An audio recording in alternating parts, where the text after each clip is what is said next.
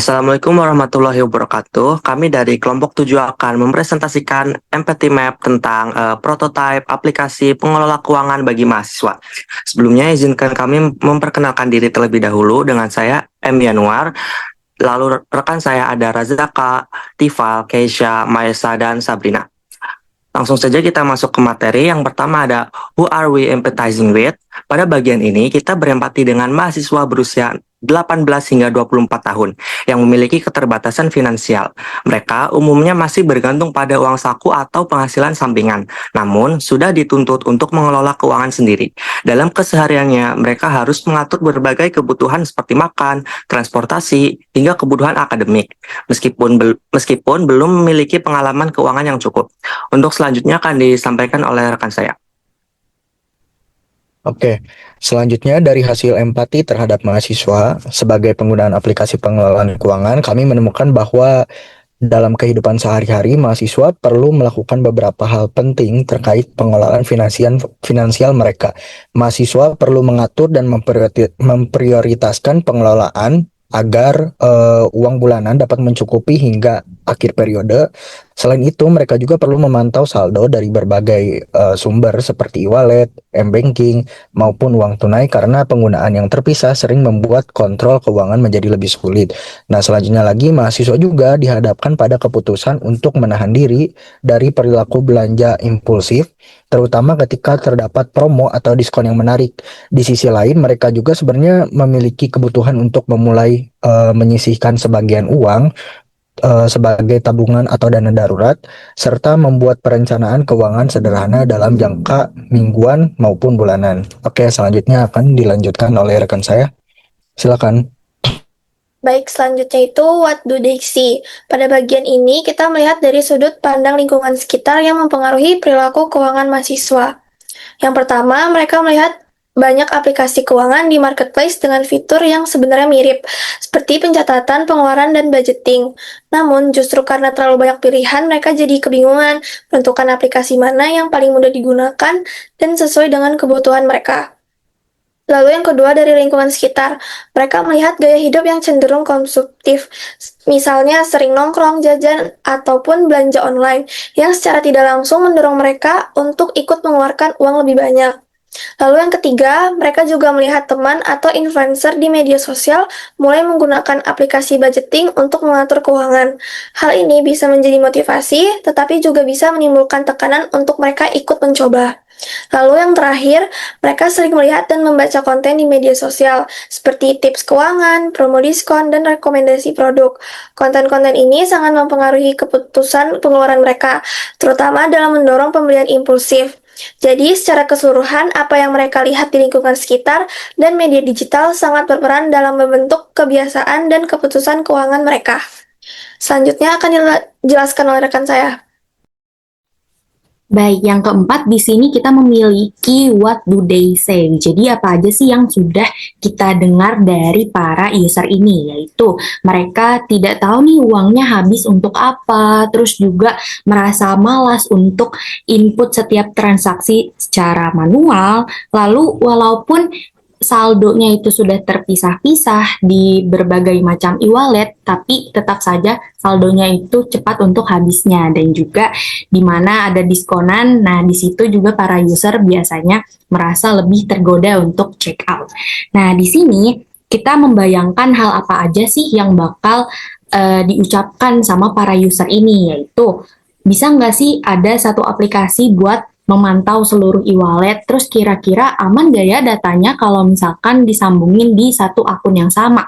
Lalu di sini user juga berharap untuk supaya adanya reward ini untuk menambah semangat menabung, dan juga mereka butuh untuk yang namanya notifikasi yang nyentil banget untuk tetap reminder mereka setiap kali mereka over budget. Selanjutnya disampaikan oleh rekan saya. Baik, selanjutnya adalah bagian what do they do. Jadi pada bagian what do they do ini kami mengamati perilaku nyata mahasiswa dalam mengelola keuangan sehari-hari.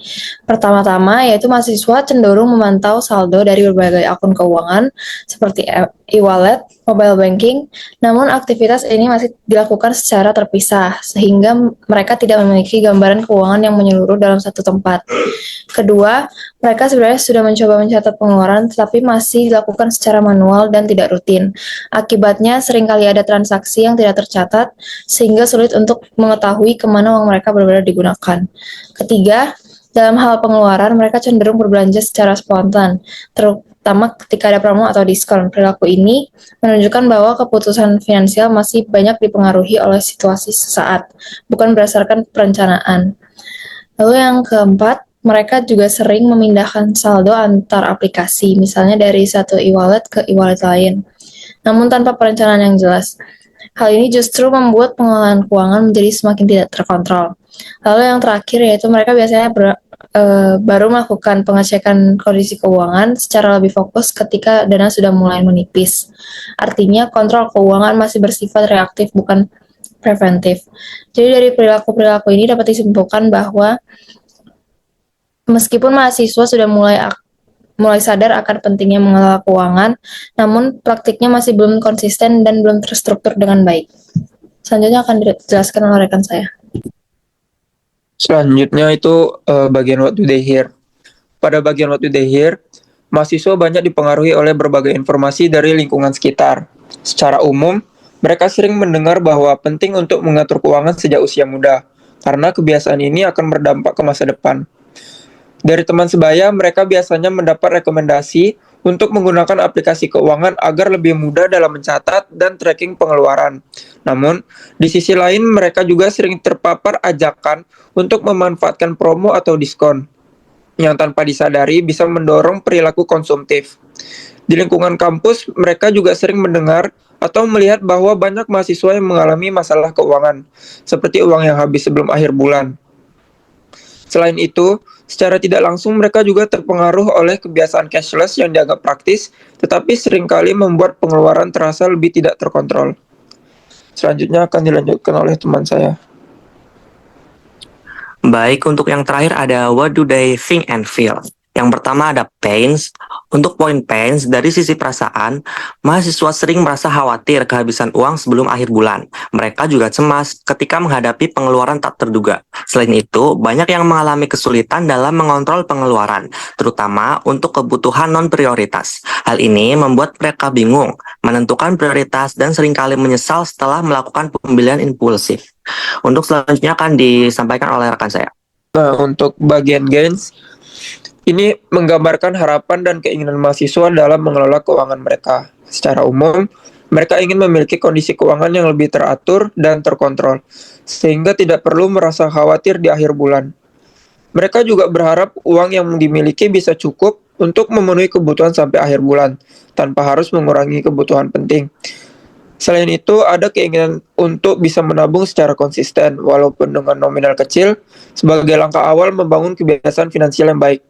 Dari sisi emosional, mereka ingin merasa lebih tenang dan aman secara finansial, tanpa rasa cemas berlebihan terhadap kondisi keuangan mereka.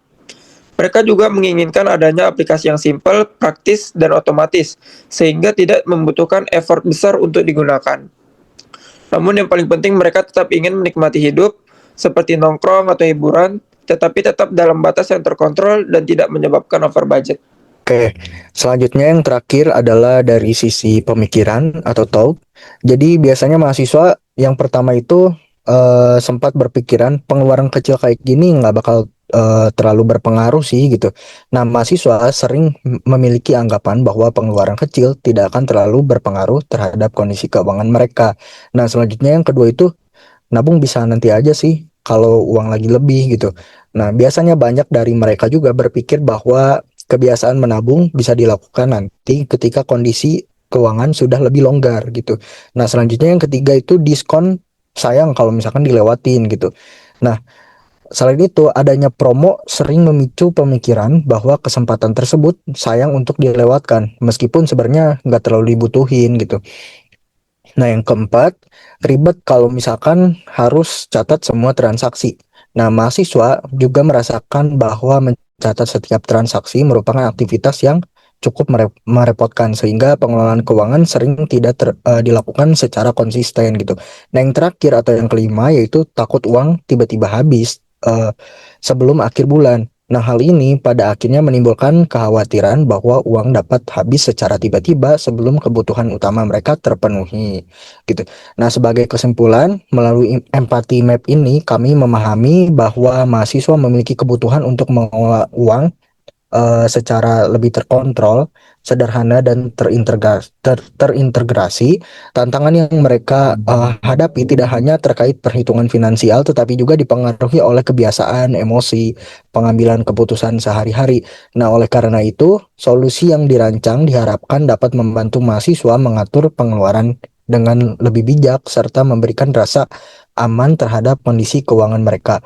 Mungkin itu saja yang dapat kami sampaikan. Wassalamualaikum warahmatullahi wabarakatuh.